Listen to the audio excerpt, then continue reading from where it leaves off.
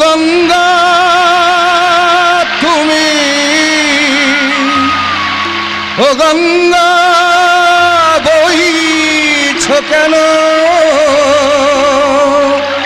বিস্তীর্ণ দুয়ারে অসংখ্য মানুষের হাহাকার শুনেও নিঃশব্দে নীরবে ও গঙ্গা তুমি ও গঙ্গা বইছ কেন অসংখ্য মানুষের হাহাকার শুনেও নিঃশব্দে নীরবে ও গঙ্গা তুমি ও গঙ্গা বইছ কেন দুপারে অসংখ্য মানুষের হাহাকার শুনেও নিঃশব্দে নীরবে ও গঙ্গা তুমি ও গঙ্গা বইছ কেন অসংখ্য মানুষের হাহাকার শুনেও নিঃশব্দে নীরবে ও গঙ্গা তুমি ও গঙ্গা বইছ কেন ও গঙ্গা তুমি ও গঙ্গা বইছ কেন ও গঙ্গা তুমি ও গঙ্গা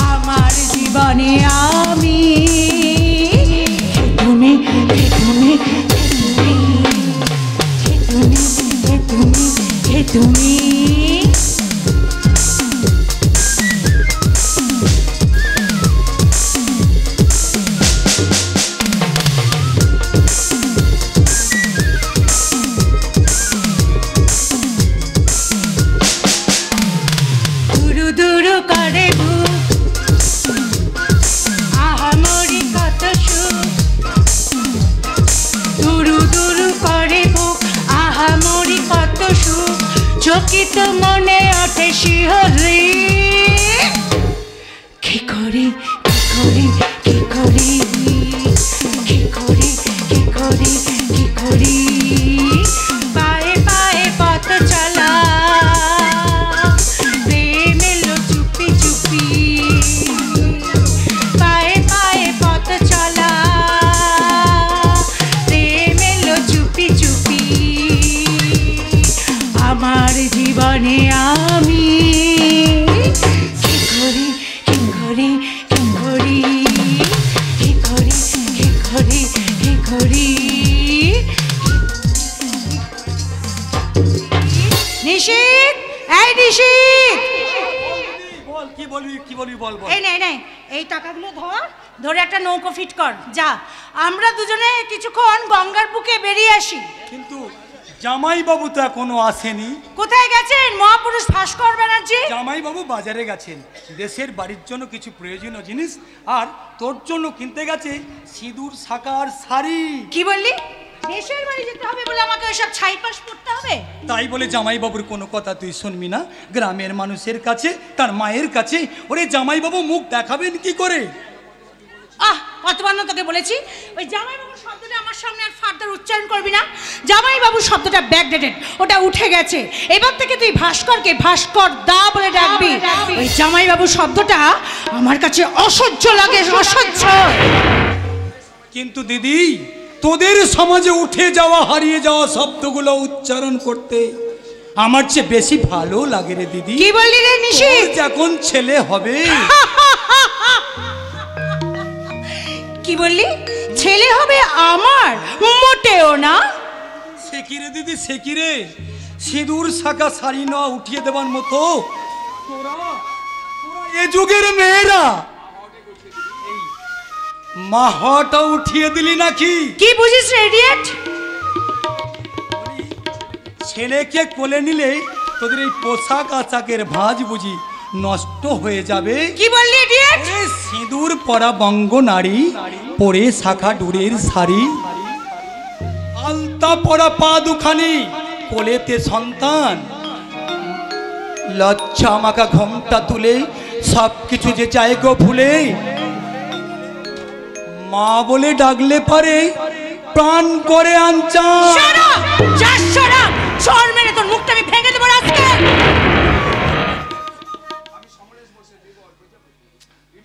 ইডিয়েট, যা তুই এখান থেকে যা এখন। এই কথাটা তুই তোর ওই আদর্শবান গুরুদেব ভাস্কর ব্যানার্জিকে বলে দিস। হ্যাঁ হ্যাঁ দিদি, বলবো বলবো, নিশ্চয়ই বলবো।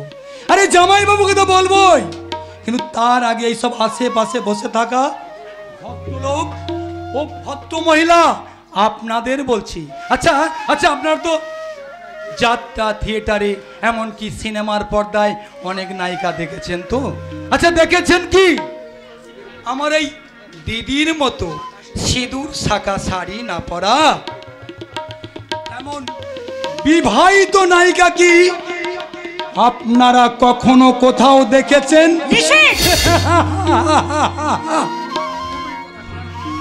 দাঁড়া দাঁড়া, এটা স্টুপিড কোথাকার। দাদাকে বলে ওকে যদি আমি জুতো পেটা না করতে পারি তাহলে আমার এই সঙ্গীতা নামটাই আমি বদলে দেব।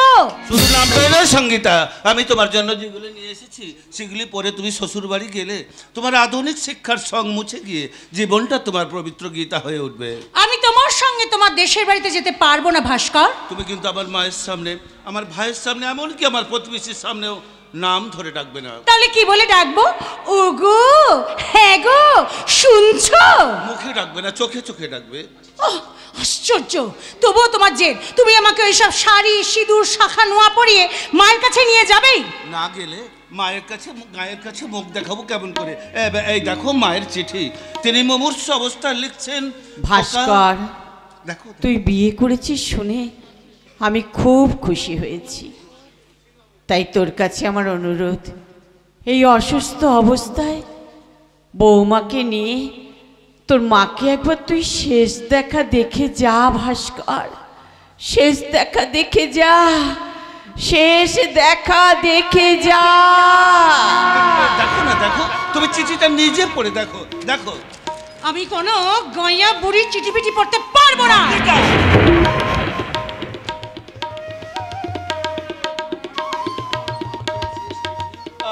আমার মায়ের কাপা কাপা হাতের শেষ চিঠি তুমি তুমি এমনি করে মাটিতে ফেলে দিলে। কেন ফেলে দিলে?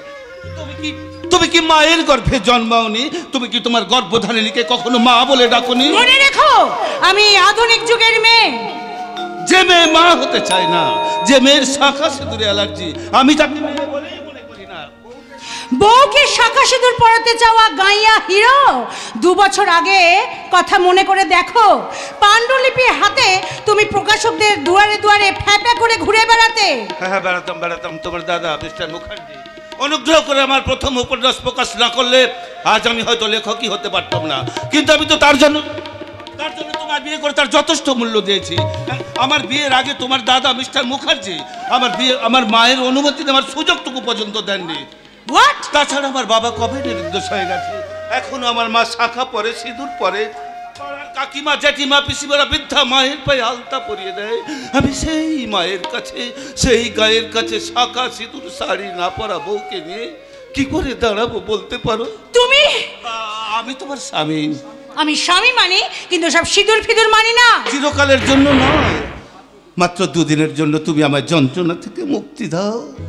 এই দেখো, আমি তোমার জন্য শাড়ি নিয়ে এসেছি, শাখা সিঁদুর আলতা নিয়ে এসেছি। এই কৌটোর ভিতর আছে কি সুগন্ধি সিঁদুর, দেখো দেখো। সিঁদুর কৌটোটা কি সুন্দর দেখতে, আর এর ভেতরে যে সিঁদুরটা আছে কি দারুণ তার সেন্ট। গন্ধ শুকে মনে হচ্ছে আমি ফেন্ট হয়ে যাব, ফেন্ট। সঙ্গীতা, শোনো ভাস্কর, শোনো, আজ তুমি আমার ব্যক্তি স্বাধীনতা হস্তক্ষেপ করেছো। আমার ভাই নিশীথকে শিষ্য বানিয়ে তুমি আমাকে অপমান করেছো, আর সেই অপমানের প্রতিশোধ নিতে আমি তোমার দেওয়া সিঁদুর কৌটো পিচের রাস্তায় ছুঁড়ে ফেলে দিলাম। এই কি গো শেষ দান, এই কি গো শেষ দান, বিরহ দিয়ে গেলে,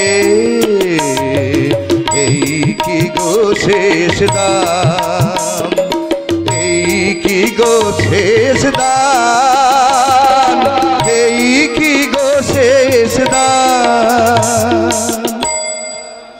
কাল সকালে আমি কোন মুখ নিয়ে মায়ের সামনে গিয়ে দাঁড়াবো?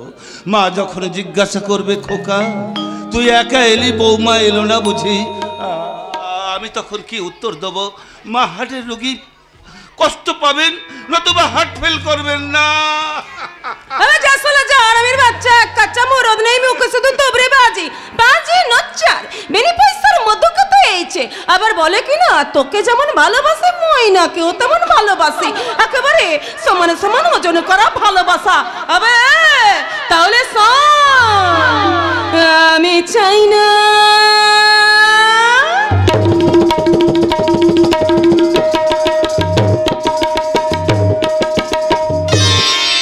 আমি চাই না, চাই না, চাই না রে তো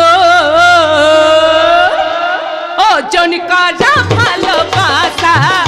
আমি চাই না, চাই না, চাই না রে তো ওজন করা ভালোবাসা, ওজন করা ভালোবাসা, ওজন করা ভালোবাসা। ইতিহাস হয়ে যাওয়া নটি বিনোদিনীর লেখা গান এই গঙ্গার ধারে কে গাইলে? ও ওই মাতাল মেয়েটা। এই যে শোনো, শোনো বাবু, আমার ঘরে গেলে লাগবে 100, আর বাইরে নিয়ে গেলে 2 দিনে লাগবে কিন্তু 1000। বাইরে নিয়ে গেলে বাবু বেজার হচ্ছে নাকি? তা আমার বাপু একটু দর বেশি, ভালো মাল কিনতে গেলে ভালো মাল্য তো ছাড়তে হবে। যা সালা সিগারেটটা টানতে টানতে একেবারে শেষ হয়ে গেছে। বাবু, ও বাবু, তোমার কাছে একটা সিগারেট হবে? সিগারেট? আমি সিগারেট খাই। এই মোলো, মাল খাও তো মাল। মাল? চার সালা মালদার আদমি হয়ে মাল কথার মানেই বোঝে না। মাল মানে মাল, আর মাল মানে মেয়ে ছেলে, বুঝেছো? ভদ্র হয়ে কথা বলো। সেই তখন থেকে তুমি অভদ্রের মতো কথা বলছো। তোমার নাম কি? गंगा। गंगा? राम तेरी गंगा मैली हो गई, पापियों के पाप धोते धोते। ओ राम तेरी गंगा मैली हो गई, पापियों के पाप धोते धोते। ओ पापियों के पाप धोते धोते। ओ पापियों के पाप धोते धोते। मौचाक को बाबू मौचाक, তা মধু খেতে যাবেন নাকি গঙ্গামণির ঘরে? তোমাকে আজ রাতে আমার ঘরে যেতে হবে। তোমার ঘরে? হ্যাঁ, আমাদের গায়ে। গায়ে? হ্যাঁ, কাল সকালে তোমাকে আমার সঙ্গে যেতে হবে আমাদের দেশের বাড়ি। দেশের বাড়ি? হ্যাঁ, আমাদের গায়ে। সেখানে আমার মৃত্যু পথযাত্রী মা আছেন। মাত্র 2 দিনের জন্য তোমায় যেতে হবে আমার বউ সেজে।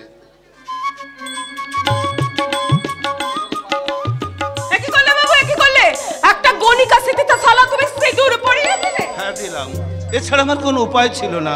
আমার মায়ের প্রাণ, আমার গায়ের সম্মান আর হতভাগ্য লেখক ভাস্কর ব্যানার্জির মান বাঁচানোর জন্য আজ এই দুর্ঘটনাই ঘটে গেল। আমি আজ থেকে দুদিনের জন্য তোমার নাম হবে সঙ্গীতা। সঙ্গীতা? হ্যাঁ, আমার মা দুদিনের জন্য হবে তোমার শাশুড়ি, আর একটা কথা, আমার ভাই হবে তোমার দেওর। আর তোমার কিন্তু 3 ভাই।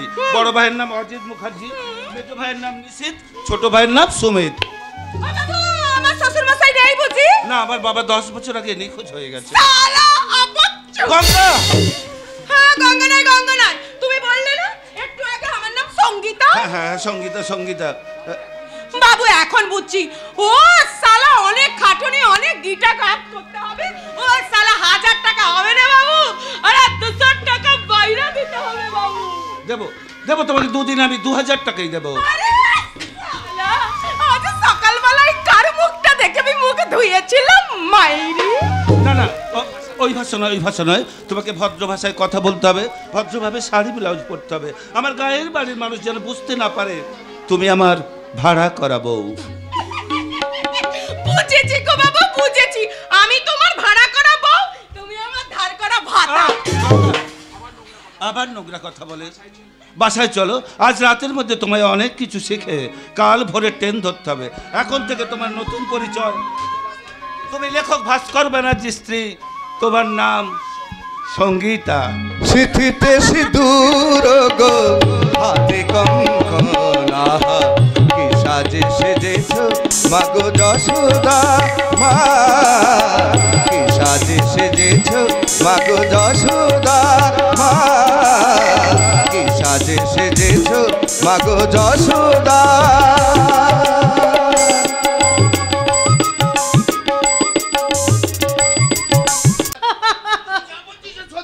হ্যাঁ দাদা, আমাকে আর নিশীথকে গঙ্গার ধারে দাঁড় করে রেখে মহাপুরুষ ভাস্কর ব্যানার্জি গিয়েছিল বাজারে।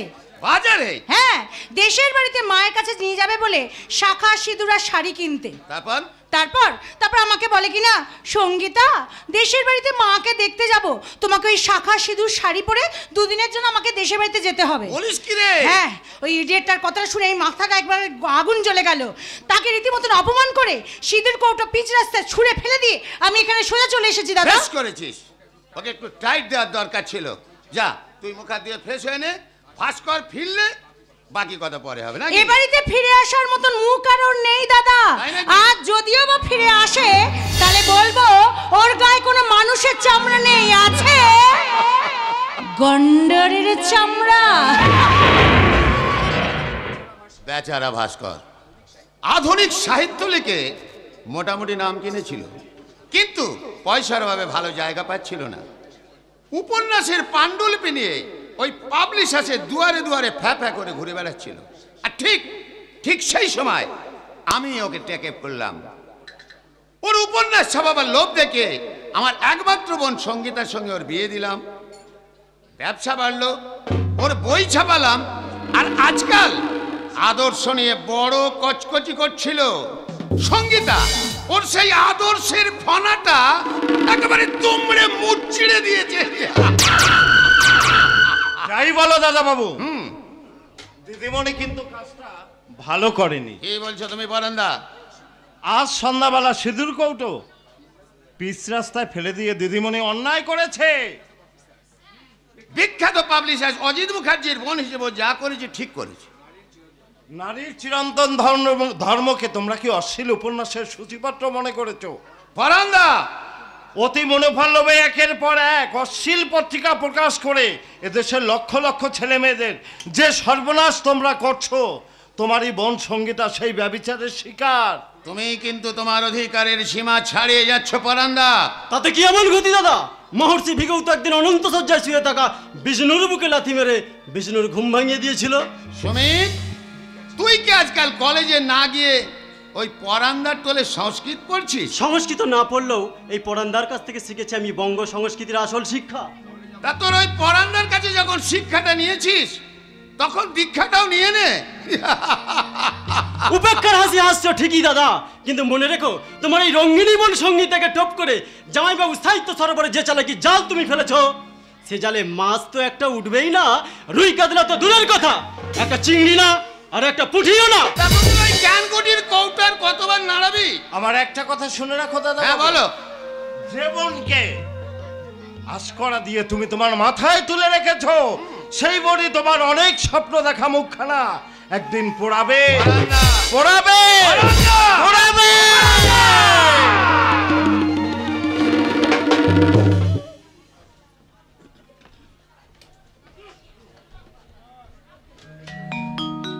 ভালোবেসে বেসে বাসর ভালো নইলে বেসো না, ভালোবেসে বেসে বাসর ভালো নইলে বেসো না, নইলে বেসো না গো সখী, নইলে বেসো না, নইলে বেসো না গো সখী, নইলে বেসো না, ভালোবেসে বেসে বাসর ভালো নইলে বেসো না, ভালোবেসে বেসে বাসর ভালো নইলে বেসো না। এই এই অসভ্য মেয়েটা, সারা রাত ধরে তোমায় ভদ্র হতে শেখালাম, তবু তুমি অভদ্রের মতো নাচ গান করছো। দেখো বাবু, অসভ্য অসভ্য করবে না, তুমি তো লেখক, কত কিছু জানো, অথচ এটা জানো না এক রাতে কারোর স্বভাব পাল্টানো যায় না। তা তো ঠিক, কিন্তু তোমাকে তো আমার বউ সেজে আমার মায়ের কাছে যেতে হবে। দেখো বাবু, ওইসব বউ ফউ হওয়ার অভ্যেস আমার নেই। আমি বাবু খারাপ মেয়ে, খারাপ পাড়ায় থাকি, বাবুরা দামি দামি মাল আনে, আমি সেই মাল খাই। তারপর ভোরবেলায় বাবুদের বিদে দেওয়ার সময় বা হাতে বুঝনি কর করে টাকার লোট, আর ডান হাতে বাসি বেল ফুলের মালা জড়িয়ে লসার ঘরে টলতে টলতে বলে ফাটবা সালা ফাট। বাবুরা বলে কি বললে? আমি তখন ভুরু পাকিয়ে কোমর বেঁকিয়ে এমনি করে গাই, लेके पहला पहला प्यार भर के आंखों में घुमान, जादू नगरी से आया है कोई जादूगर, लेके पहला पहला प्यार भर के आंखों में घुमान, जादू नगरी से आया है कोई जादूगर, लेके पहला पहला प्यार। আহ গঙ্গা, মাত্র দুদিনের জন্য তুমি যেখানকার মেয়ে সেখানে ফিরে গিয়ে আবার যা খুশি তাই করো, আমি দেখতে যাব না। আমার গায়ের বাড়ি থেকে ফিরে এসে তুমি যা খুশি তাই করো। বাবু, এতদিনের একটা খারাপ মেয়ে সে কি এত সহজে ভালো হতে পারে? বাবু পারতেই হবে গঙ্গা, তোমায় পারতেই হবে। ঠিক আছে বাবু, ঠিক আছে, আমি চেষ্টা করে ওই আয়নার সামনে দাঁড়িয়ে তুমি নিজেকে একবার ভালো করে চেয়ে দেখো। আরে সালা, আমি তো একেবারে অরিজিনাল বউ হয়ে গেছি বাবু। আরে বাবা, বউরা কি অমন করে কাপড় পরে? ঠিক করে পরো। বাবা, অনেকক্ষণ আগে তুমি আমাকে দেখিয়ে দিয়েছিলে কি করে কাপড় পরে, কিন্তু আমি ভুলে গেছি বাবু। বাবু গো, একবারটি দেখিয়ে দাও বউরা কিরম করে কাপড় পরে, দেখাও দেখাও দেখাও। দেখছি, এই এমনি করে পায়ের পাতা পর্যন্ত শাড়ি, বুঝেছো? ও বাবু, বাবু এইবার দেখো তো বাবু, ঠিক হয়েছে? খুব সুন্দর হয়েছে। তোমার তো খুব সুন্দর হয়েছে। এদিকে আমার যে হাঁপু চাপু অবস্থা হচ্ছে। আবার ওরকম করে বসে দুঃশালা, হ্যাঁ, কিছুই যে পছন্দ হয় না, যা করে কিছুই পছন্দ হয় না। দেখিয়ে দাও বাবু, দেখিয়ে দাও তোমাদের গৃহস্থ ঘরের বউরা কেমন করে বসে, দেখাও দেখাও। দিচ্ছি, কিন্তু এই শেষবার। দাও। এই দেখেছো? ভালো করে দেখে নাও। এই দেখেছো? ভালো করে দেখো, আমিও বসছি। বাবু গো, তুমি না একটা পাকা মা। ভুলে গেছে বাবা, ভুলে গেছে, তুমি তো আমার স্বামী। বউকে তুমি ক্ষমা করে দাও, ক্ষমা করে দাও। কি করে ক্ষমা করব? বউ কি তার মাথায় ঘোমটা দিয়েছে? দেখেছো দেখেছো, যতবার ঘোমটা মাথায় দিয়ে ফাঁস ফাঁস ফাঁস ফাঁস করে খুলে দেয়। বাবু, এই শেষবার তুমি আমার স্বামী না, দাও দেখি ভালো করে ঘোমটাটা তুলে দাও। এই শেষবার। খুব সুন্দর মানাচ্ছে বাবু, খুব সুন্দর মানাচ্ছে। আচ্ছা, আমি যে তোমার বউ সে কথা তোমার গায়ের লোক বিশ্বাস যাবে? তা তো ঠিক, তা তো ঠিক। হ্যাঁ, গঙ্গা নাই সঙ্গীতা। তোমার ঠিক মনে আছে তো? মনে থাকবে না? শুনবে হ্যাঁ। শুনবে। বাড়িতে আমার শাশুড়ি আছে, আমার দেওর আছে, তার নাম অমর। আমরা হলাম গিয়ে 3 ভাই। বড় হয় অজিত মুখার্জি, মেজ ভাই নিশীথ মুখার্জি, ছোট ভাই সুমিত মুখার্জি। বাবু বাবু ভোর হয়ে গেছে, মাকে দেখতে যাওয়ার জন্য বাইরে পড়ো। শোনো, একদিনের জায়গায় যদি 3 দিন হয় তাহলে কিন্তু আমার বেশি করে টাকা লাগবে বলে দিলুম। শোনো গা, তোমার মাকে গিয়ে কি আমার প্রণাম করতে হবে গা? প্রণাম নয় প্রণাম। এই মরেছে, কি ভাষা জীব ঘোরে না, কি বলে? পড়ো পড়ো পড়ো প্রণাম। আচ্ছা আমাকে কি বলে ডাকবো? অমরনাথ ঠাকুরপো। বাবা রে বাবা, একেবারে জুতো সেলাই থেকে চণ্ডী পাও। শোনো সঙ্গীতা, তুমি কিন্তু আমার গায়ের বাড়িতে গিয়ে ওইভাবে কোমর দুলিয়ে চলবে। কেন গো লেখক বাবু, তুমি কি দেখোনি তোমাদের আধুনিক গৃহস্থ ঘরের বউরা আমাদের থেকেও বেশি করে কোমর দুইলে চালে? আমার লেখা তো সেই অবক্ষয়ের বিরুদ্ধে। আমি আজকের সমাজের বুকে বিদ্যাসাগর, রামমোহন, রবি ঠাকুরের শিক্ষাকে ফিরিয়ে আনতে চাই। আমি এই যুগের মানুষের মন তুলে নিয়ে শোনাতে চাই তপবনের বেদধ্বনি। এ যুগের বেদনী মানুষেরা থোকা থোকা আঙুর ভুলকে খুন করে যাযাবর রাজনীতি ছত্রছায়ায় আশ্রয় নিতে চায়। আমি তাদের ধরিয়ে দেব এই মানব সভ্যতা যন্ত্রণার জঞ্জাল। আমি চালিয়ে পুড়িয়ে ছাই করে দেব। চলো সঙ্গীতা, আমরা স্টেশনে যাই। আরে বাবা দাঁড়াও, যাচ্ছি। ও আমার দাদা ভাইরা, মা, মাসি, দিদি, আমার জেঠিমারা, আমি আমার নকল স্বামীর হাত ধরে নকল শ্বশুর বাড়িতে যাচ্ছি। শুনুন না, আমাকে আসল বউ বলে মানাচ্ছে? আচ্ছা। আরে বাবা যাচ্ছি গো বাবা, যাচ্ছি, বড্ড তাড়া। দাঁড়াও না। ও আমার দাদা ভাইরা, আমার বৌদিরা, আমার ছোট ছোট বোনেরা, মা, মাসি, দিদিরা, আমি আমার শ্বশুর বাড়িতে যাচ্ছি। শ্বশুর বাড়ি থেকে ফিরে এসে আমি আপনাদের সবাইকে বলবো কেমন আছেন আমার শাশুড়ি মা, আর কেমন আছে আমার স্নেহের ঠাকুরপো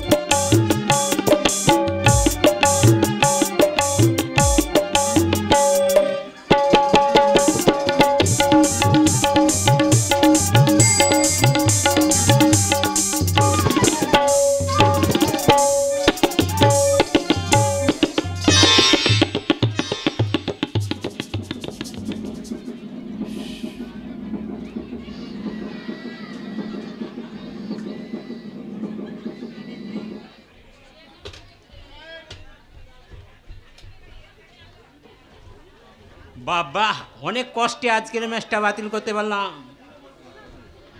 দাদার বৌদি এই পরের বারে এলে আর ম্যাচ বন্ধ করবো না। খেলতে যাওয়ার আগে বৌদির কাছে নতজানু হয়ে বলো, বৌদি তুমি আমায় সাহস দাও দেবী, যেন আজকের ম্যাচটা হ্যাটট্রিক করতে পারি। মাকে ওষুধ দিয়ে আসতে ভুলে গেছি। অবশ্য দাদা বৌদি আজ ভেবে মা আজ অনেকখানিটা সুস্থ হয়ে উঠেছে। আজ আমার দিনটা কি বল দেখি, আমার ভাস্কর্তার বউকে নিয়ে প্রথম গায়ের বাড়িতে আসছে। তাই বলে আনন্দে তুমি ঘটি হারিয়ে ফেলো না মা। মনে রেখো তোমার হার্টের অসুখ। জানি রে বাবা, জানি হার্টের অসুখ, এই ভালো এই খারাপ। তাহারে আমার চিঠিটা ঠিক মতো ডাক বাক্সে ফেলেছিলিস তো বাবা? কেন বলো তো মা, তোমার কি সন্দেহ হয়? না না, তা নয়, চিঠিটা ঠিক মতো পেলে ভাস্কর কালই তার বউকে নিয়ে চলে আসতো। আজকাল পোস্ট অফিসের যা ছিড়ি, ওরা হয়তো চিঠিটা কাল পেয়েছে।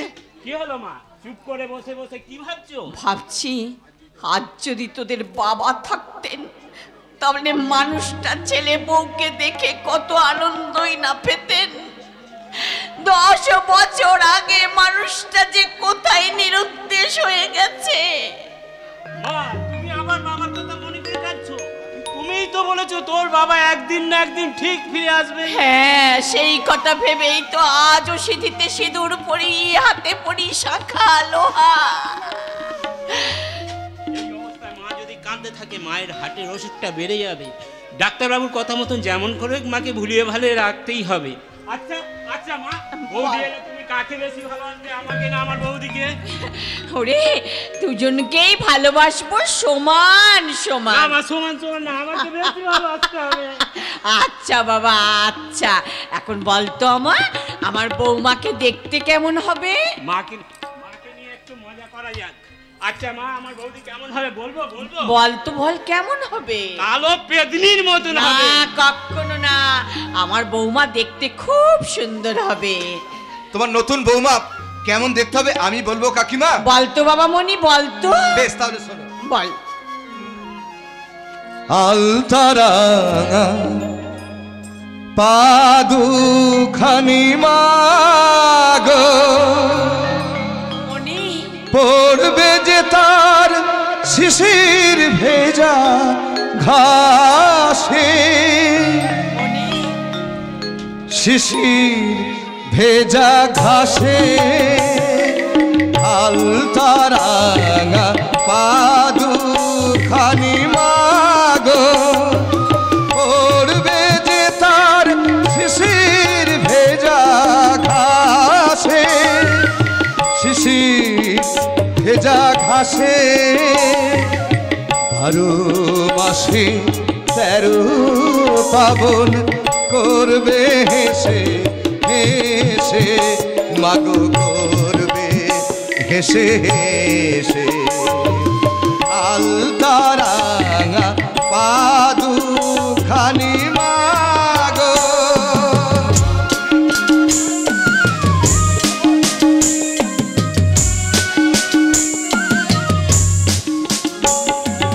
সিথির সিঁদুর কপালে ঘুমটা এতখানি, আধার ঘর যে করবে আলো তোমার লক্ষ্মী রানী মাগো, তোমার লক্ষ্মী রানী।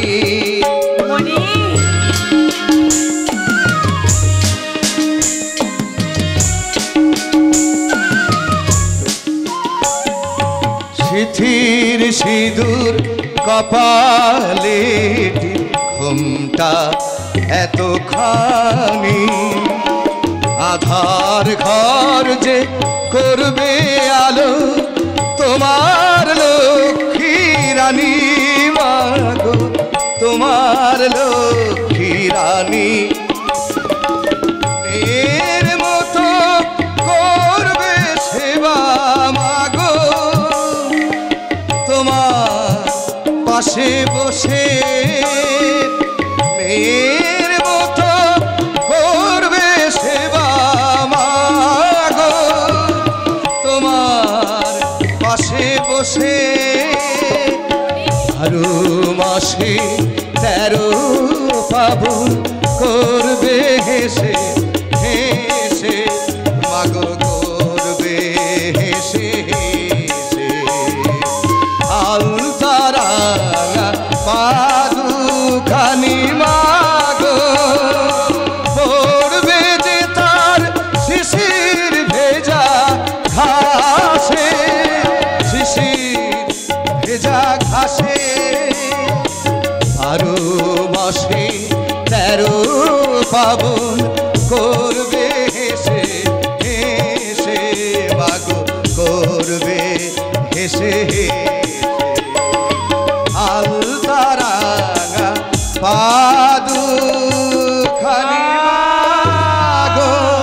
ভাস্কর জন্মভূমিশ্চ স্বর্গাদপি গরীয়সি, ভাস্কর জন্মভূমিশ্চ স্বর্গাদপি গরীয়সি, ভাস্কর জননী জন্মভূমিশ্চ স্বর্গাদপি গরীয়সি।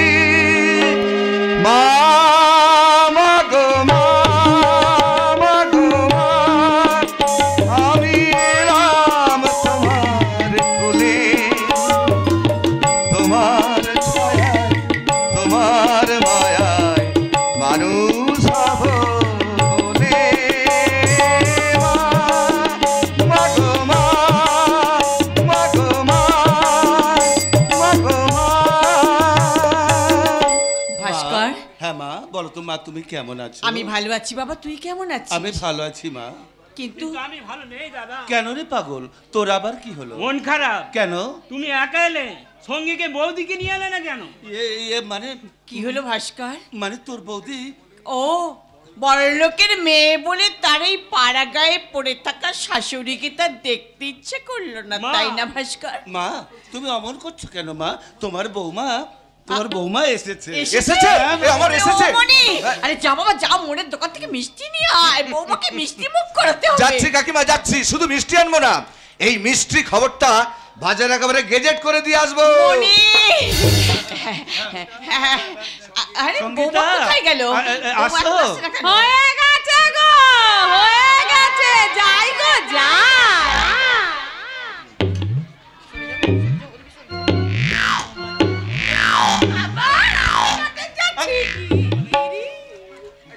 এই যে সঙ্গীতা, মাকে প্রণাম করো।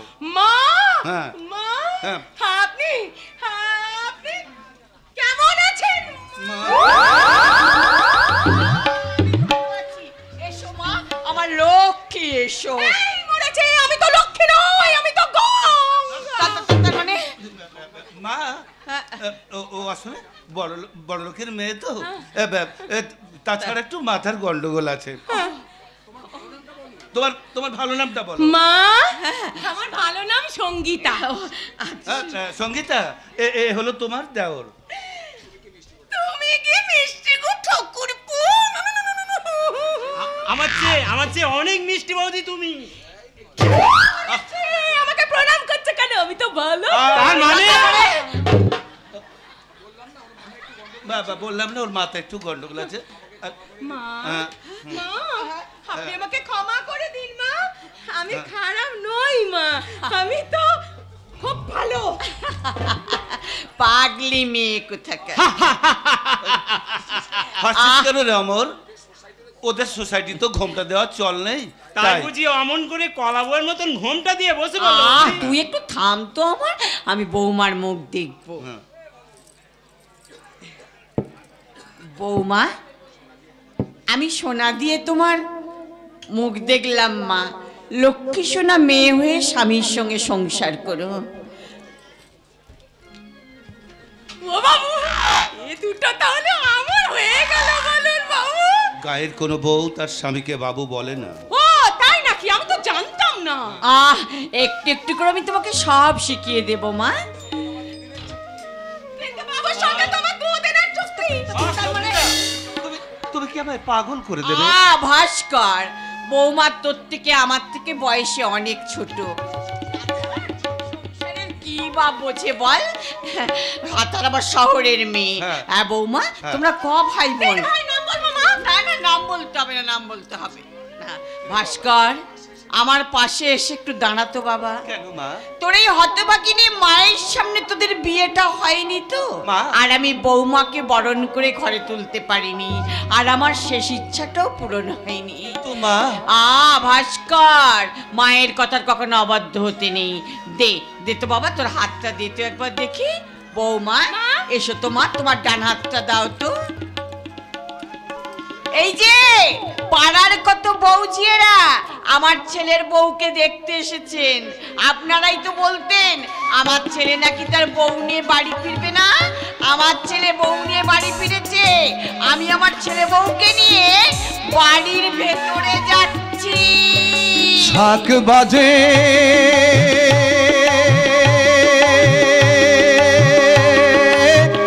সানাই বাজে,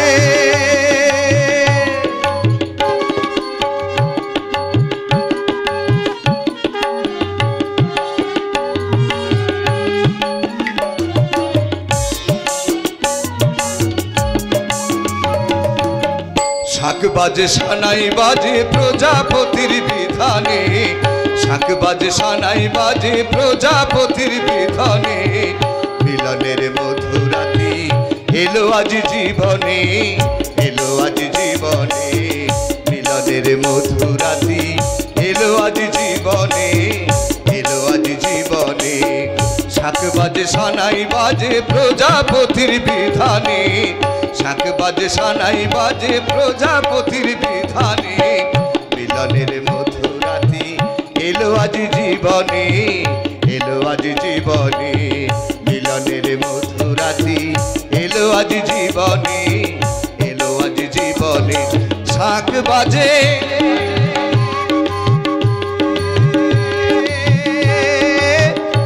সানাই বাজে,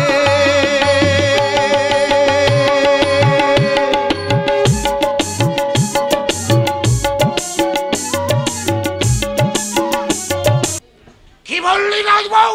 আমার এই জ্ঞাতি সম্পর্কে ভাদর বউ ওই কমলা বউমা শাক বাজিয়ে উলু দিয়ে ছেলে আর ছেলের বউকে ঘরে তুলে নিয়েছে। শুধু ঘরেই তুলে নেয়নি দাদু, ওই বুড়িটা না দুদিনের মধ্যে সুস্থ হয়ে ওই ছেলে আর বউটাকে নিয়ে একেবারে সোজা কলকাতায় চলে এসেছে।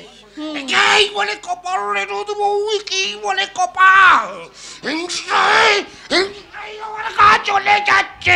দাদু সোমনাথ বউ বলো বলো, যা বলবে তাড়াতাড়ি বলো। কথাটা শোনার পর থেকে আমার মাথায় একেবারে আগুন ধরে গেছে। আগুন তো ধরাই উচিত, আগুন তো ধরাই উচিত।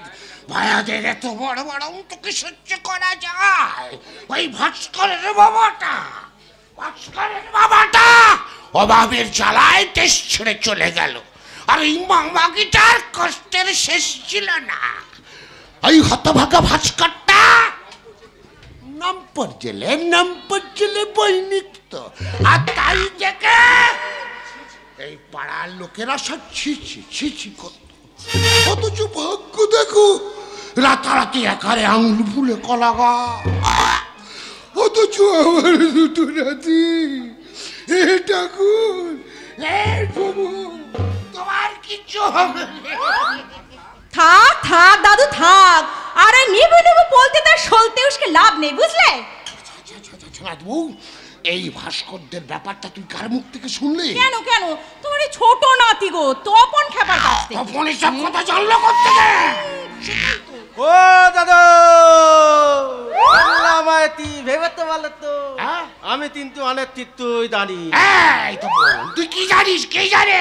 আজ প্রায় 10 দিন হলো কমলা কাকিমা নতুন বৌদি আর অমলকে নিয়ে ওই ভাতকার দল পুলনমালি ঠেলে ওই মূলে মাথায় নতুন ফেলাতে উঠিয়েছে। আর এই বাড়ির কাজের মেয়ে মুন্নিকে খুঁজতে গিয়ে আমি সব জানতে পেরেছি। ভাস্কর তাহলে কাজের লোক রেখেছে। অথচ আমি দেখো এমন সুন্দর মুখখানা নিয়ে দিন রাত একেবারে ঝিয়ের খাটনি খেটে মরছি। দেখো দেখো দাদু দেখো, তুমি যদি এর ব্যাপারে কিছু একটা না করো না, তাহলে আমি কিন্তু বাড়ি ছেড়ে চলে যাবো। হ্যাঁ এই লে নাল হয়ে গেছে, এলা কাও। এই যাব শোন, এই মিষ্টি তুই কোথা থেকে পেলি রে? কেন ভাতকার দল বউ সঙ্গীতা বৌদি দিয়েছে, তা দেবে না কেন? ভাত কাদা দিয়ে আবার একটা বই লেখা ছেদ করেছে। দেখো দেখো দাদু দেখো, বই লিখেই তো বড় ঠাকুর একেবারে বড় লোক হয়ে গেল। দেখছো না, পুরনো বাসা ছেড়ে কলকাতার ফ্ল্যাটে উঠেছে। তো তুমি তো নাতিকে বলতে পারো না দাদু দু একখানা বই লিখতে? বই লিখে কি সব গো বৌদি? বই লিখতে গেলে এত কাগজ তাই, এতগুলো পেন তাই, আর 1 বালতি তালি নাচবে। আর আমার দাদা এতদিন পাবে কোথায়? এই শোন শোন শোন শোন, ভাস্করদের বাড়িতে তুই গিয়ে আর কি কি দেখলি, আর কি কি শুনলে? কমলা কাকিমা রোদ ভালো হয়ে যাচ্ছে, আর ভাত কর্দার ভাই অমল মন দিয়ে পড়াশোনা করছে, আর সঙ্গীতা বৌদি কখনো বলের সঙ্গে ঝগড়া করছে, আবার কখনো ভালোবাসা করছে। ঠিক আছে ঠিক আছে, আমি কালই ওদের বাড়িতে যাব, তারপর নিজের চোখেতে গিয়ে দেখে আসবো ওই ভাস্করের মা কত সুখেতে আছে। তারপর ঠাকুরকে আমি ডেকে বলবো, ঠাকুর তোমার কি চোখ নেই? ঠাকুর তোমার কি চোখ নেই?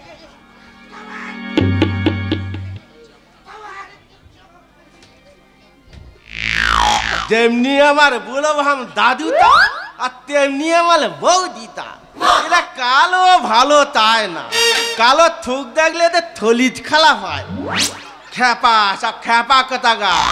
আর অথচ ভাত কাটার বউকে কি ভালো বাঁচি, ওদের দুজনার কি ভাব। আমি ওরা শালা একটা মেয়ের সাথে ভালোবাসা করতে পাই।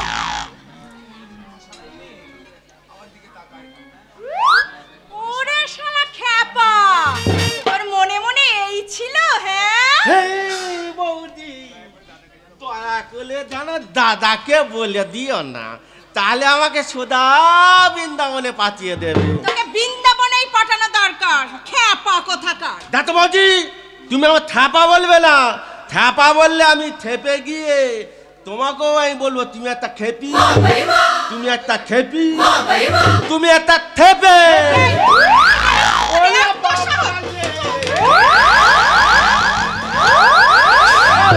কি ভেবেছিস তোরা, কি ভেবেছিস? তোর বৌদি তোকে বলেনি? বলেছি যে ঠাকুরপো এই মশলাটা নিয়ে তোমার দাদার এই টঙের দোকানে দিয়ে এসো। দিতে যাচ্ছিলে তো শেষ পর্যন্ত দিয়ে বম জ্বালি না কেন? মশলাটা হবে চাউমিন, চিলি চিকেন, আমি কিছুই বানাতে পারলাম না। কত খরিদ্দার ফিরে গেল বলতো? কি তুলবো বলো, তোলার তার মধ্যে তার সঙ্গে দেখা হয়ে গেল। কার সঙ্গে দেখা হলো? ভাস্কর দা। সে জানা আমার দেখেও দেখলো না, তিনিও চিনতে পারলো না, আর চিৎকার করে বললাম। কি বললি? ও ভাতকাদ্দা, সে তবুও দাঁড়ালো না। দাঁড়াবে কি করে, সঙ্গে যে বল। আচ্ছা, তুমি ভাস্করদার সঙ্গে ছিলে? আহা, কি আমার ভালোবাসা! কেন আমি এই চৌরাস্তার মোড়ে যাবো কি করতে? হ্যাঁ, আমার কি আর সে ভাগ্য আছে যে স্বামীর হাতটা ধরে আমি একটু রাস্তায় বেড়াতে যাব? আচ্ছা, ভালোবাসা করে বিয়ে করে লোকেরা এখানে ওখানে স্বামী স্ত্রীর হাত ধরে ঘোরাঘুরি করছে, ওই ধর্মতলায় গিয়ে ঘুগনি খেয়ে ভিক্টোরিয়া একেবারে পিঠে পিঠ লাগিয়ে বাদাম খাচ্ছে। আর আমি এই বয়সে, কচি বয়সে সারাদিন ধরে কুটনো কুটছি, পাটনা বাটছি, আর রান্নাঘরে গিয়ে কচুল্লতির তরকারি রান্না করছি। মুজফ্ফরপুরে লিচু এনেছি, তুমি খাবে? না, আমি খাবো না। আমার কিচ্ছু খাবে না তুমি? না, খুব হয়েছে, আর অত আধিক্যতা দেখাতে হবে না। তোমার মুখে বেয়াগ লাগলে শুনতে না চিত্তির আমার চরকাশ হয়ে যাচ্ছে। ঠিক আছে, আমি এখন চললাম। তুমি যখন আমার আনা কিছু খাবে না, তখন আজ থেকে তোমার কোনো কথাই আমি শুনবো না। আচ্ছা ঠিক আছে বাবা, ঠিক আছে, অত রাগ দেখাতে হবে না, আমি সব খাবো, তুমি যা দেবে আমি তাই খাবো। জানো আশা, খুব তাড়াতাড়ি তোমার আমার দুঃখী হৃদয়ে সুখের সূর্য উঠবেই। দোকানটা যেভাবে চালু হয়েছে, ওই দোকান থেকে আমি জায়গা কিনবো, গাড়ি করব, বাড়ি করব, তোমার জন্য গহনা তো করাবোই, সেই সঙ্গে শাড়ির পর শাড়ি এনে তোমার আলমারি একদম আমি ভরিয়ে দেবো। তুমি সত্যি বলছো? হ্যাঁ আশা, এই আমি তোমাকে ছুঁয়ে বলছি আশা, সত্যি সত্যি সত্যি। বেশি কি বলি যখন বলি তুমি আমার জান, আমার আকাশ, আমার বাতাস, হাসির কলতান। বেশি কি বলি যখন বলি তুমি আমার জান, আমার আকাশ, আমার বাতাস, হাসির কলতান। আমার আশা, আমি তোমার ভালোবাসা, আমি তোমার আশা, তুমি আমার ভালোবাসা, আশা আশা আশা, ভালোবাসা ভালোবাসা ভালোবাসা।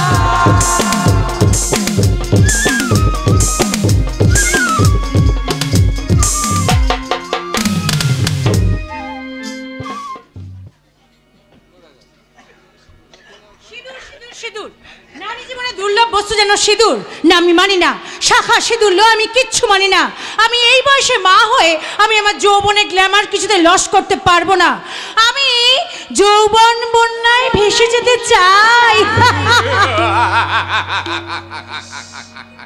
ইস, আপনার হাসির কি গভীরতা! ভাববেই তো আমি যে সাগর। শুধু সাগর না মহাসাগর? যদি বলি মহাসাগর। তা কোন মহাসাগর? প্যাসিফিক না আটলান্টিক? আটলান্টিক মহাসাগর। ও মাই গড, তার মানে তো সেখানে সব সময় ঝড়, আই মিন সাইক্লোন, উত্তাল তরঙ্গের মাতামাতি। মনের মতো সাথী পেলে আমিও প্রশান্ত মহাসাগর হতে পারতাম। Very good. আধুনিক সাহিত্যে আপনার দেখছি ভাস্করের চেয়ে অনেক বেশি জ্ঞান। আমি স্বপ্ন দেখছি মিসেস ব্যানার্জি। মিসেস ব্যানার্জি নয়, আমি মিসেস কেটে মিস হয়ে গেছি, মিস। তোমার সঙ্গে যদি আমার আগে দেখা হতো। এখন হবে। কখন? যখন তখন আধুনিক সাহিত্যের বিভিন্ন মজলিসে।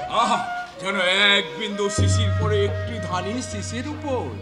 সাগর, সঙ্গীতা, মনের দরজা খুলে দিলাম, বাইরে থেকো না তুমি চলে এসো প্রাণের পরে, বুঝে নাও আমি কে তোমার, ওগো বুঝে নাও আমি কে তোমার। মনের দরজা খুলে দিলাম, বাইরে থেকো না তুমি চলে এসো প্রাণের পরে, বুঝে নাও আমি কে তোমার, ওগো বুঝে নাও আমি কে তোমার।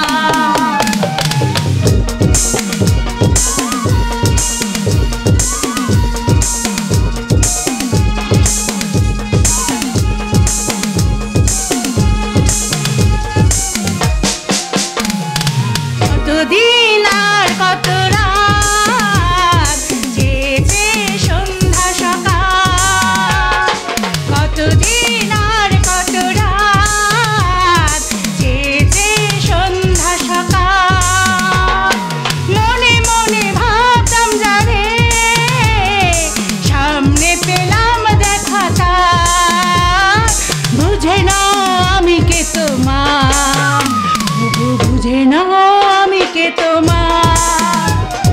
মনের দরজা খুলে দিলাম, বাইরে থেকো না তুমি চলে এসো প্রাণের পরে, বুঝে নাও আমি কে তোমার, বুঝে নাও আমি কে তোমার, বুঝে নাও আমি কে তোমার। আমি ঠিক সময় এসে গেছি, তাই এক সেকেন্ড সময় নষ্ট না করে আমি আমার শিক্ষা দাঁড়িপাল্লা দিয়ে তোদের নোংরামিটাকে মাপবো। নোংরামি কি দেখলে নিশীথ বাবু? এটা আমাদের সাহিত্যিক সাহিত্যিক তারাশঙ্কর কিংবা বিভূতিভূষণ অথবা মানিক বন্দ্যোপাধ্যায় বেঁচে থাকলে এই আপনাদের মতো চরিত্র ভাঙা চরিত্রহীনদের সর্বাঙ্গে মালিশ করার জন্য ওই দোকান থেকে কাঁদতে কাঁদতে কিনে আনতেন এক ফাইল আয়োডেক্স।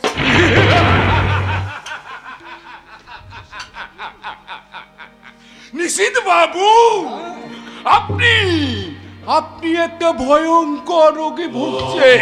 আর সেই রোগটার নাম কি জানেন? সেই রোগটার নাম আমি বলে দিচ্ছি। সেই রোগটার নাম সুপিরিয়রেক্স কমপ্লেক্স।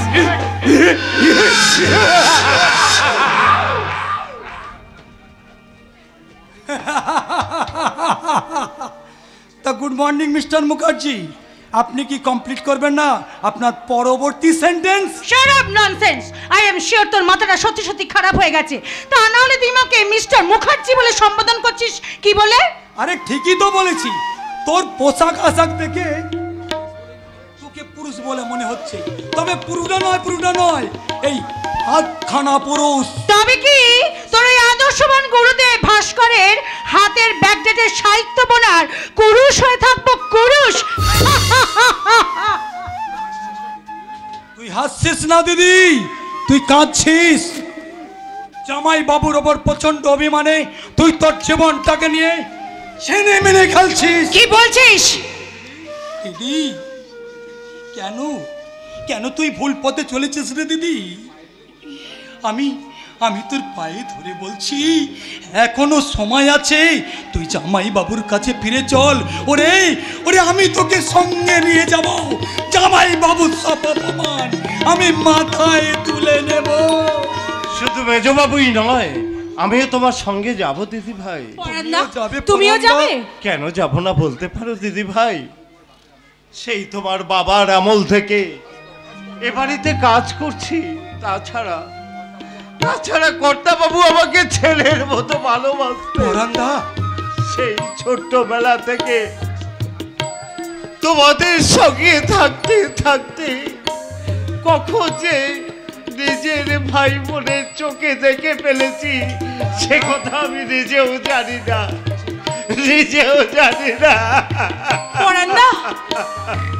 সেই দাদার অধিকার নিয়ে বলছি, আমি তোমাকে নিজে জামাই বাবুর কাছে পৌঁছে দিয়ে আসবো দিদি ভাই। পরান্দা, লায়লা মজনুর কথা মনে থাকে? যদি স্মরণে আসে মরণের পরে মৃত সত্যবানকে কেমন করে বাঁচিয়েছিল ওই সতী সাবিত্রী। আমি দিদি আর অভিমান করিস না তুই। তোমার দাদার হাতের খেলার পুতুল না হয়ে দিদি ভাই তুমি তোমার স্বামীর কাছে ফিরে চলো। কিন্তু সে যদি আমাকে মেনে না নেয়, আমাকে যদি তিরস্কার করে তাড়িয়ে দেয়? না, আদর্শ স্বামীর তিরস্কার হলো এই নারী জীবনের শ্রেষ্ঠ পুরস্কার রে দিদি। নিশীথ, কোনো কিন্তু নয় দিদি ভাই, কোনো কিন্তু নয়। এই দেখো আমি তোমার জন্য একখানা শাড়ি এনেছি। শাড়ি? হ্যাঁ, এই দেখো কি সুন্দর এক কোটো সিঁদুর।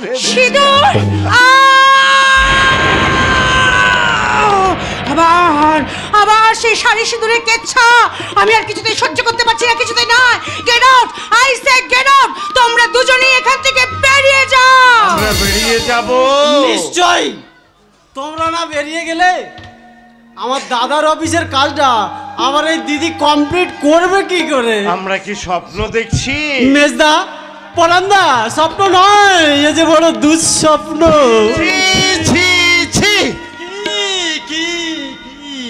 কি করবো বলো পরান্দা?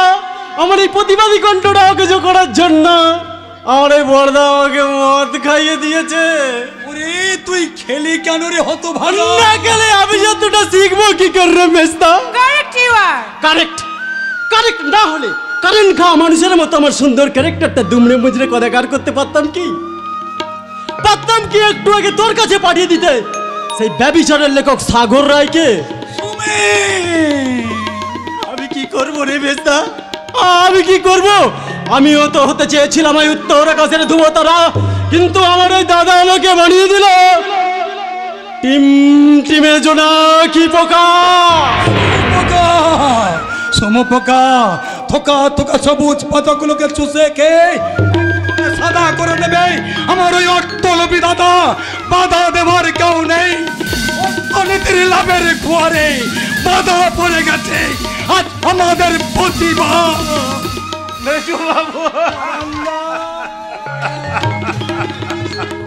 পরান্দা, আমার ওই বিবাহিত দিদি স্বামীর ঘর করে না পরান্দা।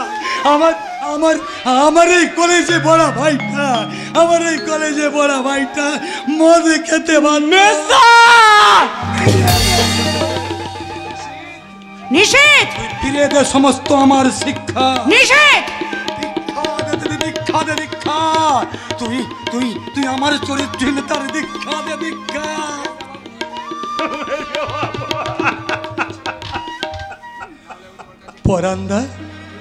পরান্দা আমি তোমার কাছে একটু বিষ এনে চাইছি পরান্দা। তুমি আমাকে একটু বিষ এনে দাও না পরান্দা, না হলে কেমন করে সহ্য করব আমার দিদির ব্যভিচার, ভাইয়ের মাদলামু আর পয়সার জন্য ওই দাদার নহরাম। হাসছে পরান্দা, ওরা হাসছে।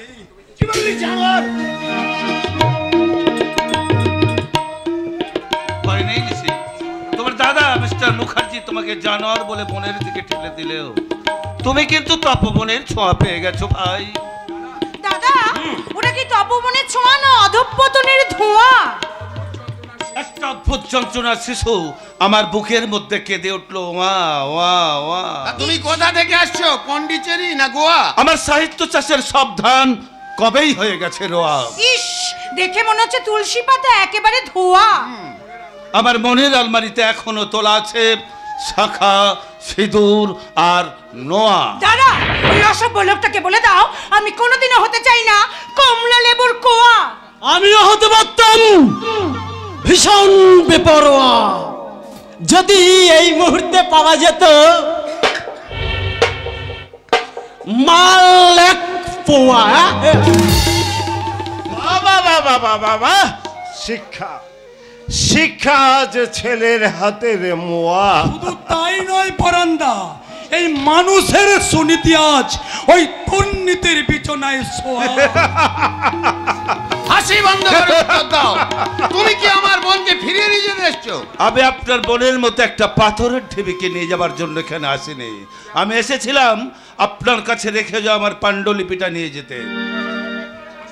তোমার সেই পাণ্ডুলিপি আমি ছিঁড়ে কুচি কুচি করে নর্দমায় ফেলে দেব।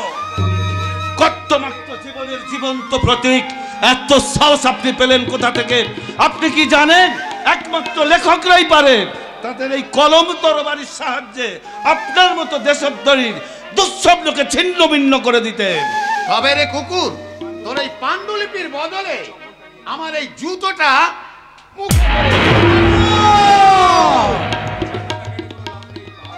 পচা কাদা ঘেটে কোনো লাভ নেই ভাই। দুঃখ করো না পরন্দা, দুঃখ করো না। আমাকে একটু সময় দাও, আমি যাবার সময় মিস্টার মুখার্জিকে শেষ কথাটা বলে যেতে চাই। কি বলতে চাস তুই? আপনার কাছে আমার দুটো জিনিস জমা ছিল, একটা বই আর একটা বউ। দুটো জিনিস আপনি আপনার লোভের ব্যাংকে রেখে সুদের পর সুদ খাটান।